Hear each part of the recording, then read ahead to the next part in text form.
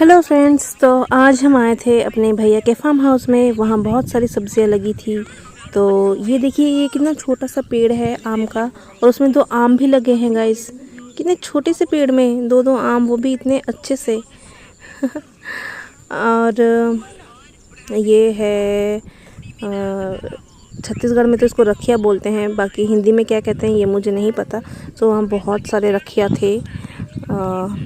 एक और सब्जी थी, मुझे उसका नाम नहीं पता। क्या आपको उसका नाम पता है? कमेंट करके ज़रूर बताइएगा। सो ये है वो सब्ज़ी। पता नहीं ये कौन सी सब्ज़ी है, आई मीन वेजिटेबल है। कौन सी वेजिटेबल है मुझे तो नहीं पता। क्या आपको पता है? और ये है तेज पत्ती का पेड़, जो हम मसाले में यूज़ करते हैं। तेज पत्ती उसका पेड़ है। और ये है फिग, अंजीर। अंजीर का पौधा है गाइस, ये अंजीर है, देख लीजिए आप लोग।